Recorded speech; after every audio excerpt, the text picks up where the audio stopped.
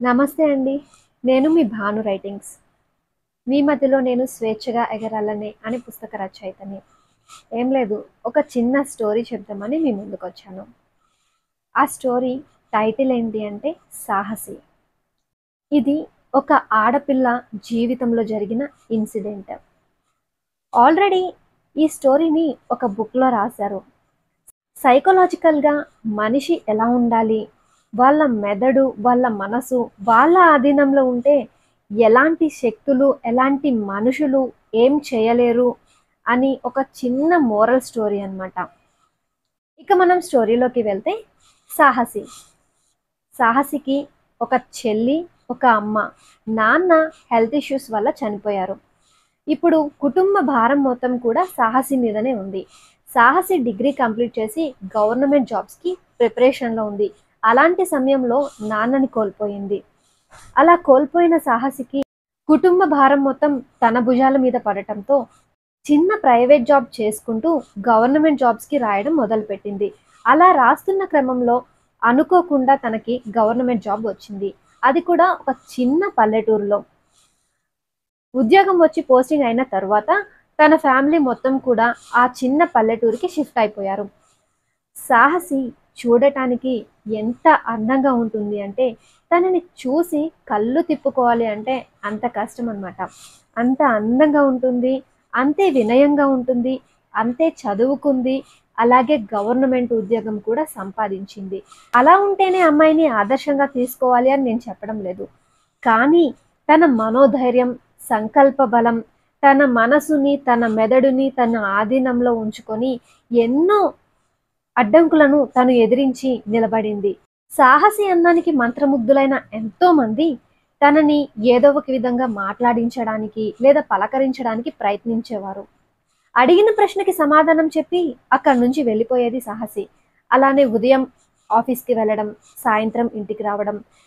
తన కుటుంబం కోసం, తన జీవితం కోసం మాత్రమే తను బ్రతుకుతుంది. అలాంటి సాహసిని ఎంతోమంది మాట్లాడించడానికి ప్రయత్నం చేశారు. కానీ సాహసి ఎక్కడ తొణకకుండా, బెనకకుండా తన జీవితాన్ని నెట్టుకొచ్చింది. అలా ఒకరోజు ఒకతను మాట్లాడడానికి ప్రయత్నం చేశాడు. కానీ సాహసి ఏమాత్రం పట్టించుకోకుండా వెళ్ళిపోవడంతో, ఇంత అందంగా ఉంది, ఎవరి వంక చూడటం లేదు, ఎవరితో మాట్లాడటం లేదు, ఎలా అయినా తినని ఏదో ఒకటి చేయాలి, లేదంటే వశపరుచుకోవాలి అన్న ఆలోచనతో సాహసిపై చేతబడి చేయించాడు.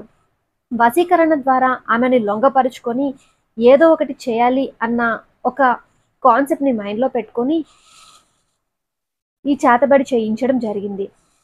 అలా జరిగిన తరువాత శక్తి ఆవహించడానికి సాహసి దగ్గరికి వెళితే, సాహసి మనోధైర్యం, ఆ బలం, ఆ ఆ సంకల్ప బలాన్ని చూసి ఆ శక్తి కూడా ఆమెని ఏమీ చేయలేకపోయాయి. ఎక్కడైనా చిన్న ఛాన్స్ దొరుకుతుందేమోనని ఆ శక్తి సాహసి చుట్టూనే తిరుగుతూ ఉంది. సాహసి ఎటు వెళ్తే అటు. చిన్న బాధ కలిగితే తను ఎక్కడ కుంగిపోతే ఆ సమయంలో తనని పట్టేసుకుందామని ఆ శక్తి సాహసి వెనకాలే తిరుగుతూ ఉంది. ఇక తను లొంగేటట్టు లేదు. నేను ఎన్ని చేసినా సరే కొంచెం కూడా భయపడడం లేదు. తొణకడం లేదు, బెనకడం లేదు. అసలు తనని ఎలా ఆవహించాలి? తనని ఏదో ఒకటి చేయాలి అన్న ఉద్దేశంతో వచ్చిన ఆ ఆ శక్తి తిరిగి ఎవరైతే చేతబడి చేయించారో అతనిలోకే వెళ్ళి అతని జీవితాన్ని నాశనం చేసింది. చూసారు కదా! చేతబడులు, బ్లాక్ మ్యాజిక్‌లు, వశీకరణలు ఇవన్నీ కూడా మనం దేవుణ్ణి నమ్ముతున్నామంటే దెయ్యాలు కూడా ఉన్నాయని నమ్మాలి. నిజంగా. ఇక్కడ దేవుళ్ళు ఉన్నారు, దెయ్యాలు ఉన్నాయి. అలానే చేతబడులు ఉన్నాయి, వశీకరణలు కూడా ఉన్నాయి. ఖచ్చితంగా ఉన్నాయి.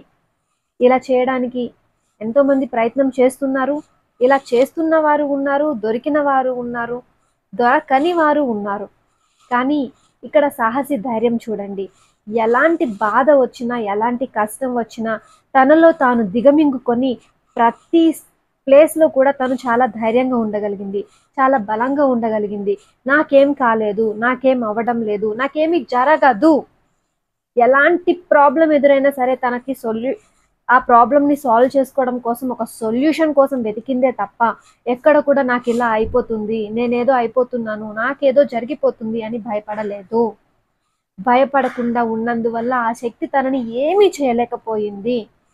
ఎంతో కష్టించింది సాహసి శరీరంలోకి ప్రవేశించాలని, తనని నాశనం చేయాలని.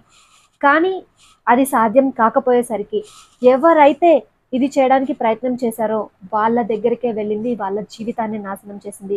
కాబట్టి మీరు గుర్తుపెట్టుకోవాల్సింది ఒక్కటే, ఎవరు మన మన మీద ఎలాంటి తప్పుడుగా ప్రయత్నం చేసినా, ఏం చేయాలి అని చూసినా సరే, మన ధైర్యం, మన సంకల్ప బలం మాత్రమే మనల్ని నిలబెట్టగలవు. ఎవరు ఏం చేయలేరు. మాటల ద్వారా భయపెడతారు తప్పించి, చేతల ద్వారా ఎవ్వరు ఏం చేయలేరు. చేసే ధైర్యం కూడా ఎవ్వరికీ లేదు. ఈ ఒక్కటే గుర్తుపెట్టుకోండి. ప్రతి ఒక్కరూ కూడా ధైర్యంగా ఉండాలి. నన్నెవరు ఏం చేయలేరు. ఎవరు ఏం చేసినా దాన్ని నేను ఎదిరించగలను.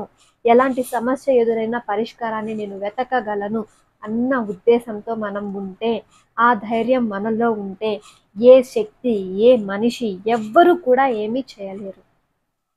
ఆల్రెడీ ఈ స్టోరీ నాకు తెలిసి చాలామందికి, కొంతమందికి తెలుసు, కొంతమందికి తెలియదు, కొంతమంది తెలుసుకోవాలి. ఇప్పుడు మీ అందరూ కూడా తెలుసుకోవాలి. ఎందుకు అంటే, ఓర్వలేని వాళ్ళు, కుళ్ళిపోయే వాళ్ళు, మీ జీవితాన్ని ఎదగకుండా చేయాలి అనేవాళ్ళు, మీ కెరియర్ని నాశనం చేయాలి అనుకునే వాళ్ళు, మీ చుట్టుపక్కల తిరుగుతూ మీకు వెన్నుపోటు పొడిచేవాళ్ళు, స్నేహితులుగా, ప్రేమికులుగా, ఇంట్లో వాళ్ళుగా, బంధువులుగా ఉంటూ మీ జీవితాన్ని నాశనం చేయాలని కోరుకునేవారు అడుగడుగున మీకు ఎదురవుతూనే ఉంటారు. ఇలాంటి మనుషులు మన జీవితంలో లేకుండా మనం జీవితాన్ని దాటలేం. ఇలాంటి వాళ్ళు ఉండాలి. ఉన్నారు అంటేనే మనం కూడా ఒక దారిని ఏర్పరచుకొని గమ్యం వైపుగా వెళ్ళగలం. ఇలాంటివి జరుగుతూ ఉంటేనే సమాజం ఏంటి, మనుషులేంటి, మనుషుల మనస్తత్వం ఏంటి అనేది తెలుస్తుంది. కాబట్టి చివరిగా నేను చెప్పేది ఒకటే, ఎవరికి భయపడొద్దు. ఎవరు ఏదో అన్నారని, భయపెడుతున్నారని మీరు భయపడిపోయారు అంటే వాళ్ళు మిమ్మల్ని ఏదైనా చేసే అవకాశం ఉంటుంది. మనిషిని చంపేది భయం మాత్రమే. ఆ భయమే లేకుండా మీరు బ్రతకగలిగితే ఎవ్వరు ఏం చేయలేరు. మీ విజయాన్ని మీరు చూడగలరు. మీ ధైర్యాన్ని, మీ సంకల్ప బలాన్ని మీలో నింపుకోండి. మీ మెదడుని, మీ మనసుని మీ ఆధీనంలో మాత్రమే ఉంచుకోండి. అలా ఉంచుకోగలిగితే మిమ్మల్ని కొట్టేవాడు, ఢీ కొట్టేవాడు ఎవ్వడు ఉండడు. Thank you.